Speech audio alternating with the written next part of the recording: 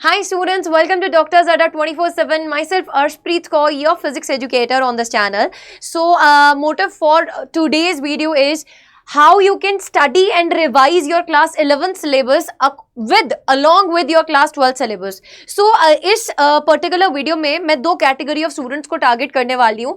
इधर अगर आपने ड्रॉप लिया है या फिर आप क्लास 12th में इस साल है ना एडमिशन लिए हो और आपका फर्स्ट अटेम्प्ट होने वाला है नीट 2025 का examination. So both the category of students के लिए कैसे रिवाइज करना है, 12th को कब पढ़ना है, 11th को कब पढ़ना चाहिए, दोनों को साथ में कैसे पढ़ना चाहिए, फिजिक्स में क्या स्ट्रैटेजी रहनी चाहिए, कौन से चैप्टर के साथ कौन सा चैप्टर आप 11th का रिवाइज कर सकते हो 12th के साथ.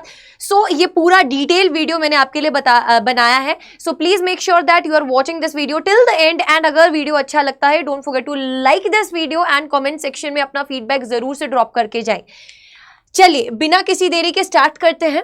देखो एक होता है पढ़ना, एक होता है रिवाइज करना, दोनों में अंतर होता है बेटा. अगर हम बात कर रहे हैं कि आप 12वीं क्लास में आ चुके हैं और आपने अपनी 11th को बर्बाद किया है, जो most of the students I must say 80 to 85% of the students अपनी 11वीं बर्बाद करते ही हैं. ये रेशो इससे भी ज्यादा हो सकती है क्योंकि 11th में जब हम एंटर करते हैं ना हमें उतनी समझ नहीं होती है. वैसा एकदम चिल माहौल वाला 10th में जैसे पढ़ते होते थे वैसा ही हम 11th में एंटर कर जाते हैं. बट जब इतना सिलेबस देखने को मिलता है तो ऐसा लगता है यार बस की नहीं है.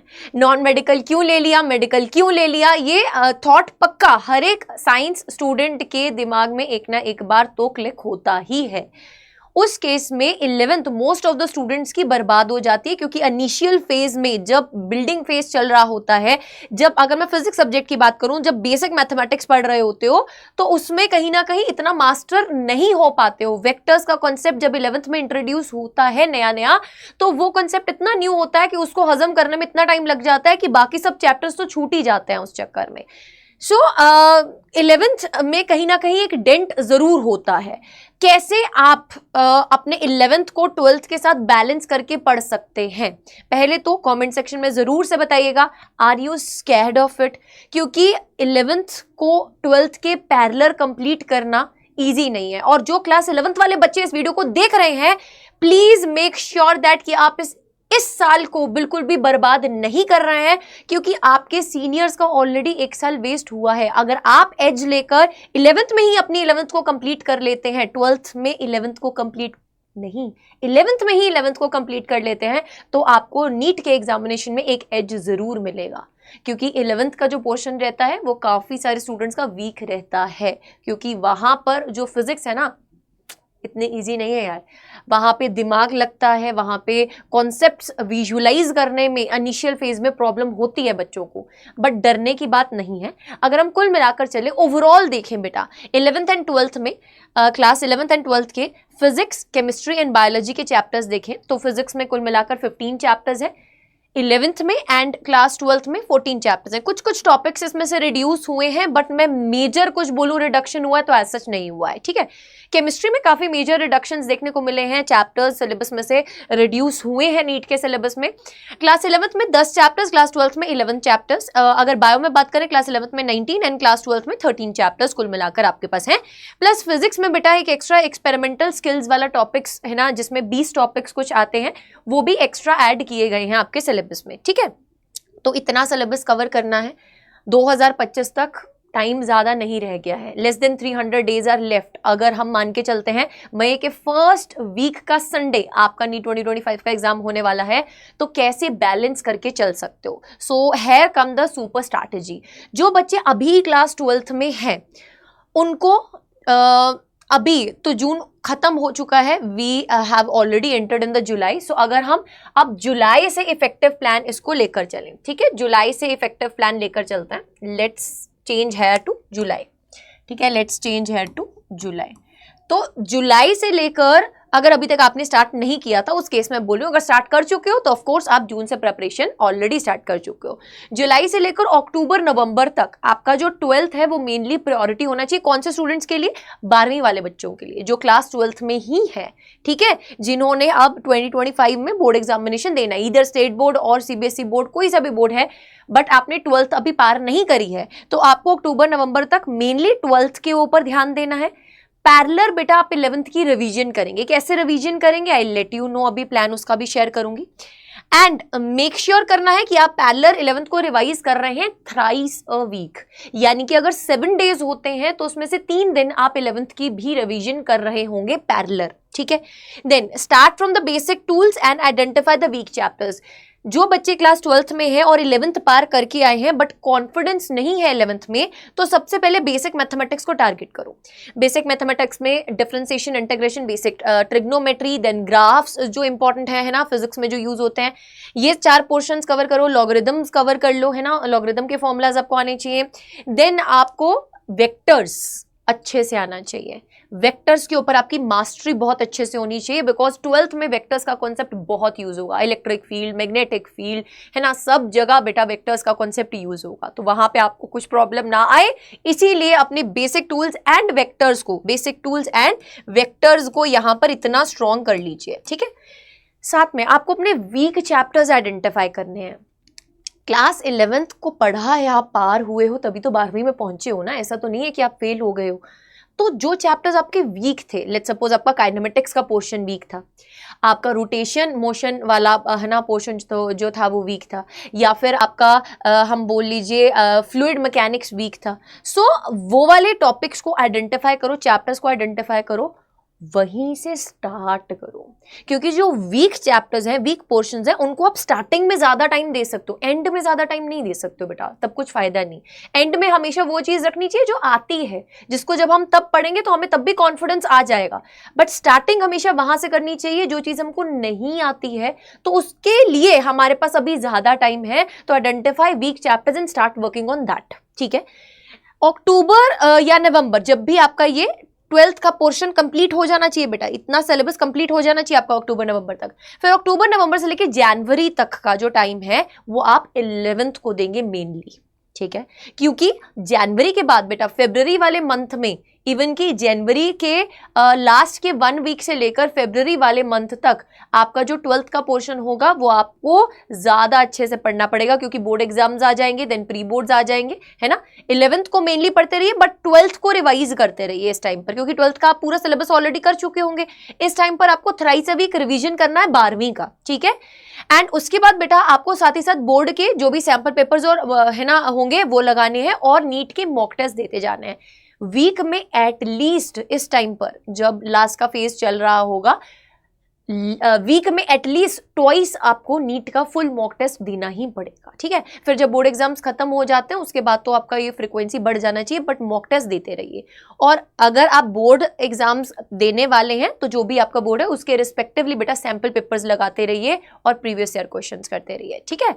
एंड अगर हम यहाँ पे बात करें, आपको डेली बेसिस पर जो रिवीजन करना है वो किसका करना होगा, 11th का, क्योंकि आप 11th का पोर्शन पढ़ रहे होंगे, जनवरी तक की बात कर रही हूँ। फिर उसके बाद आपका बोर्ड एग्जाम का सिलसिला शुरू हो जाएगा, वहां पे आपको अपना बोर्ड एग्जाम्स पढ़ना पड़ेगा, डेरिवेशंस वगैरह फिजिक्स पॉइंट ऑफ व्यू से इंपॉर्टेंट है जो वो लिख कर देखनी पड़ेगी, ठीक है। अब ड्रॉपर्स की बात कर लेते हैं, जिन्होंने ऑलरेडी 12th पार कर लिया हुआ है बट उन्होंने ड्रॉप लिया है फॉर द नीट एग्जामिनेशन 2025, ठीक है। उनके केस में बेटा नवंबर तक आपको क्लास 11th पर फोकस करना है। Practice typical problems. अब आपको पता है, आपने एक बार पेपर दिया है कि आप किस पोर्शन में वीक थे, है ना। आइडेंटिफाई दैट, उस चैप्टर को, उस टॉपिक को आइडेंटिफाई करो, और उसके ऊपर जितने क्वेश्चन बनते हैं ना यार, जितने क्वेश्चन बनते हैं, जौन सी भी बुक में क्वेश्चन मिलते हैं, डीपीपी में क्वेश्चन मिलते हैं, वो कर डालो। डरो नहीं, टेंशन मत लो, घबराओ नहीं। आपको हेल्प चाहिए तो आपकी हेल्प करने के लिए मैम अवेलेबल हैं। आप सिंपली मुझे मेल ड्रॉप कर सकते हैं whenever you feel like कि नहीं अब कॉन्फिडेंस लूज हो रहा है, we need to talk to someone. आप अपने पेरेंट्स से बात नहीं कर सकते हैं, है ना, क्योंकि पेरेंट्स की एक्सपेक्टेशन आपसे बहुत हाई है, आप ऑलरेडी ड्रॉप लिए हो, तो you can drop a mail to me arshpreet.singh@adda.com। I will be available for you, ठीक है। वी आर हेयर टुगेदर यार, हम लोगों का एक ही गोल है, आपको नीट 2025 क्रैक करवाना। सो आई एम स्टैंडिंग है विद यू, ठीक है। So you can drop a mail in that case, ठीक है, क्योंकि ड्रॉपर्स का जर्नी बहुत ज़्यादा डिफरेंट होता है।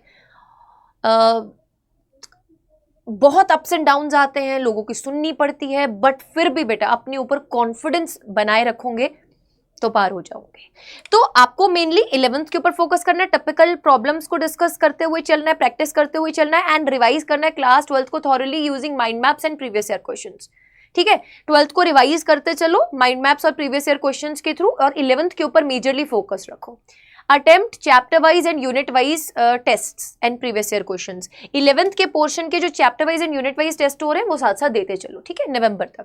उसके बाद टिल द मार्च आपको 12th के ऊपर फोकस करना है, सिलेबस ये उल्टा कर देना है, ठीक है। मार्च तक 12वीं के ऊपर फोकस करते चलना है, 11th को रिवाइज करते चलोगे through the mind maps and questions, and जितने मॉक टेस्ट फ्रीक्वेंटली लगा सकते हो उतने मॉक टेस्ट लगाइए। लास्ट के टाइम पर मॉक टेस्ट लगाना बहुत जरूरी है। एंड 6 आवर्स अगर आप ट्यूशन जा रहे हैं, क्लासेस ले रहे हैं, what ever the things will be, उसके अलावा आपको 6 घंटे निकालने हैं। बहुत ज्यादा टाइम मांग रही हूं बट निकालने पड़ेंगे, इनिशियल फेज में एटलीस्ट निकालो बेटा इतना टाइम, क्योंकि इस 6 घंटे को अगर हम बाइफरकेट करें तो 2 घंटे आपका जो भी आप डेली बेसिस में पढ़ रहे हो उसको रिवाइज करके उसकी डीपीपी सॉल्व करने के लिए रखो। कुल मिलाकर सारे सब्जेक्ट्स का कंबाइन बता रही हूँ, ठीक है। 2 घंटे में रिवीजन कर ली, आज फिजिक्स केमिस्ट्री बायोलॉजी में जो जो टॉपिक्स पढ़े उसको रिवाइज किया, उसकी डीपीपीज है ना सॉल्व करी, वो 2 घंटे में हो जानी चाहिए। उसके बाद 1+1 का रूल लगाना है। लेट सपोज आप 12th को रेगुलर बेसिस में पढ़ रहे हो, 11th को रिवीजन बेसिस में डाला है, तो 1+1 आवर का रूल फॉलो करना है। 1 घंटा उस 11th के टॉपिक को रिवाइज करना है और अगले 1 घंटे में उसी का क्वेश्चन प्रैक्टिस लगाना है, और कंप्लीटली 2 घंटे इंडिपेंडेंटली बेटा क्वेश्चन प्रैक्टिस करने ही पड़ेंगे, जिसमें आपके प्रीवियस ईयर क्वेश्चंस भी आ जाएंगे एंड कुछ टिपिकल प्रॉब्लम्स आ जाएंगे। अगर आप किसी एक बुक को फॉलो कर रहे हो, किसी पर्टिकुलर क्वेश्चन बैंक को फॉलो कर रहे हो, उसमें से क्वेश्चंस लगाऊंगे, ठीक है। So this will be including questions from your this 2 hour session only, ठीक है। जो आपने ये 2 घंटे में रिवाइज किया है उसी के ऊपर based physics chemistry and biology में 2 घंटे की आप क्वेश्चन प्रैक्टिस कर रहे होंगे। टारगेट एटलीस्ट 10 के क्वेश्चन प्रैक्टिस, 10,000 क्वेश्चन प्रैक्टिस पर सब्जेक्ट वाइज आपको टारगेट करके चलना पड़ेगा, तभी कुछ हो सकता है। बिकॉज जब जितने मल्टीपल क्वेश्चन आप प्रैक्टिस करोगे, सारी टाइप्स आप कवर कर चुके होंगे, तो ऑफकोर्स बेटा यू विल फील है ना नेक्स्ट लेवल कॉन्फिडेंट। आपको नेक्स्ट लेवल कॉन्फिडेंस आएगा ही आएगा इन दैट पर्टिकुलर केस, ठीक है। And physics revision of 11th plan कैसे स्टार्ट करना आपको, अगर आप 12th कर रहे हो, सबसे पहले बेसिक मैथमेटिक्स प्लस वेक्टर्स को टारगेट करते हुए कंप्लीट कर लो। जब भी आप स्टार्ट कर रहे हो ना अपनी नीट प्रिपरेशन, तो ये बहुत ज्यादा इंपॉर्टेंट है। अगर इसको नहीं स्ट्रॉन्ग करोगे तो ओवरऑल किसी भी चैप्टर में 100% एक्यूरेसी आप नहीं पा सकते हो। कुछ ना कुछ कॉन्सेप्ट बेटा इनके रिलेटेड यूज होता ही होता है। तो जब आप इलेक्ट्रोस्टैट्स कवर कर रहे हो ना, तो ग्रेविटेशन का जो चैप्टर है उसको साथ में कवर करिए। ग्रेविटेशन यूनिट बोल लीजिए, इसमें आपका पोटेंशियल एनर्जी वाला कॉन्सेप्ट भी आ जाएगा, फील्ड वाला कॉन्सेप्ट भी आ जाएगा, इसको साथ में कवर कीजिए, बिकॉज ये इंटर रिलेटेड टॉपिक्स हैं, तो आप इजिली कैचअप कर पाएंगे। देन जब करंट इलेक्ट्रिसिटी करोगे तो इसके साथ साथ काइनेमेटिक्स कर लो, वो न्यूमेरिकल वाला एक माइंडसेट स्टार्ट होगा आपका। करंट इलेक्ट्रिसिटी में न्यूमेरिकल्स आते हैं, किरचॉफ्स लॉस के भी है ना, पावर के आ जाते हैं, देन सेल के आ जाते हैं, तो वो एक न्यूमेरिकल वाला है ना दिमाग में ऐसा फेज चल रहा होगा। और उसी के साथ अगर काइनेमेटिक्स में भी आप न्यूमेरिकल प्रैक्टिस को है ना मेजॉरिटी पे रखते हुए इन दोनों को साथ साथ साइड बाय साइड प्रैक्टिस करते चलोगे एंड रिवाइज करते चलोगे काइनेमेटिक्स को along with the current electricity, तो आपको एक एज मिल सकता है। Next, magnetic effects of current के साथ आप लॉज ऑफ मोशन को है ना पेयर कर सकते हो। Electromagnetic induction and alternating current के साथ आप वर्क एनर्जी एंड पावर को पेयर कर सकते हो। देन इलेक्ट्रोमैग्नेटिक वेव्स एक हल्का चैप्टर है, इसीलिए मैंने इसके साथ रोटेशनल मोशन को पेयर किया है, बिकॉज रोटेशनल मोशन थोड़ी सी तो जान निकालेगा। अगर समझ में नहीं आता, अगर समझ में आता तो इससे बढ़िया कोई चैप्टर है ही नहीं है, ठीक है। सो इनकी पेयरिंग बन जाएगी। ऑप्टिक्स के साथ बेटा ऑसिलेशंस एंड वेव्स रखा है, बिकॉज वेव्स और वेव ऑप्टिक्स ऑलमोस्ट है ना जो कॉन्सेप्ट है इंटेंसिटी, एम्पलीट्यूड, वेव की बेसिक प्रॉपर्टीज, वो आपको हेल्प करेंगी, ठीक है, आप सिंक करके समझ पाएंगे। Then dual nature of radiation matter, modern physics के पार्ट के साथ आप properties of solid and liquids को स्टडी कर सकते हैं। फ्लूइड मैकेनिक्स यहाँ पर अगेन यहाँ पर बेटा आपका जो कॉन्सेप्ट है वो बहुत स्ट्रॉन्ग होना चाहिए। वैसे इवेंचुअली बेटा नीट में 12th का वेटेज थोड़ा सा कंपैरेटिवली ज्यादा होता है 11th के कंपैरिजन में। सो घबराना नहीं है कि 11th के पोर्शन को हम कैसे कवर करेंगे, मैम ने आपको बता दी, बस फॉलो करना है अब आपको, ठीक है। Dual nature of radiation matter is easy, बहुत हल्का फुल्का चैप्टर है, तो इसके साथ आप इसको रिवाइज कर सकते हो। नेक्स्ट, एटम्स के साथ आप थर्मोडायनेमिक्स को पेयर कर लीजिए। न्यूक्लियाई के साथ आप काइनेटिक थ्योरी ऑफ गैसेस को पेयर कर सकते हैं। देन इलेक्ट्रॉनिक डिवाइसेस जिसमें सेमीकंडक्टर आ जाएगा, ट्रांजिस्टर वाला पार्ट जो है बेटा है ना, अगर मैं बात करूं इसमें लॉजिक गेट्स वाला पार्ट है। देन अगर हम बात करें यहाँ पर लॉजिक गेट्स वाले पार्ट, देखो लॉजिक गेट्स वाला जो पार्ट है ना that is really important. That is actually really important, उससे हर बार एक क्वेश्चन देखने को मिलता ही मिलता है।